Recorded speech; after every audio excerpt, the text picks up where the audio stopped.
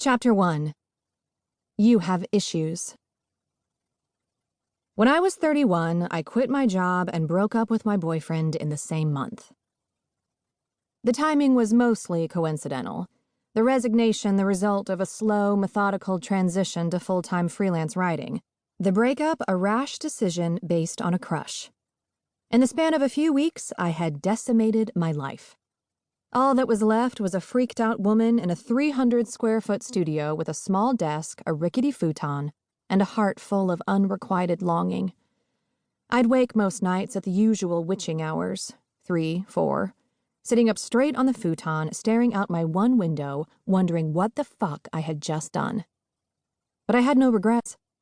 Yes, I had blown my life to smithereens, but I would rebuild. I would take this cold cement foundation and create, brick by brick, the life I wanted, become the person I wanted to be. Namely, a woman who the men I loved would love back.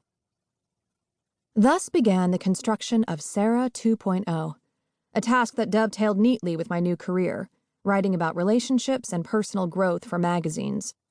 Over the next several years, I interviewed psychology professors and therapists, shamelessly peppering the conversation with anecdotes from my own life. The non-starter relationships, the failed dates, the witty, handsome men who steadfastly refused to love me. I also talked to many self-help authors, each with a fix-it plan tailored to their persona. There was the tough love married lady, who declared the key to finding a soulmate was to quit whining, get real, and for goodness sake put on a little lipstick. There was the magical soulmate finder, who prescribed journaling, nature hikes, candlelit bubble baths, and other hocus pocus. There was the man, i.e. a moderately cute guy who wrote a book, who gave insider tips on how to hook up with him, which usually involved not being critical and having long hair. So, I grew my hair out. I took bubble baths, but mostly I started examining my issues. Was my failure a result of my latent commitment phobia, cleverly masked as really wanting commitment, as one helmet-haired expert implied? Did I feel inherently unworthy and broadcast that low self-assessment to every man I met? Another gentle suggestion. Did my failure to love myself mean I was unable to love another? The author who posited the commitment phobia theory was a brassy shrink with a doctor first-name moniker and a cachet of rhyming, trademark-protected aphorisms. In a mildly scolding voice, she explained that if I thought a particular guy stopped calling me because he was afraid of commitment, then I had to ask myself if it was me who feared commitment. I remember sitting at my desk, phone cradled under my chin, thinking, okay, this woman is cheesy and annoying, but she makes good sense. Because when I looked back on all the men I dated, they fell into two distinct categories, those I had broken up with and those who broke up with me.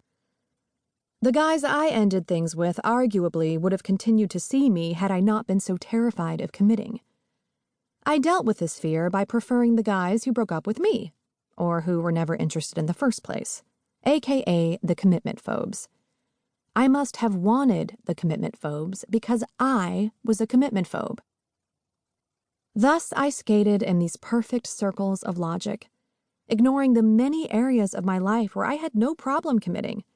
Leases, work assignments, dinner plans. This last point might not win me any humanitarian awards, but in New York City, it's a notable trait. And brushing aside the hardcore fact that many of the men who lost or never had interest in me proceeded to commit to other women. I was just relieved to have an explanation. That meant there was something to work on, something to do. I could confront my commitment issues, try to be more reliable, get a dog. But even if I had dispensed with this explanation, of course there were many others to explore. Maybe I was too needy, or too independent, too desperate, or too picky, too close to my father, or not close enough.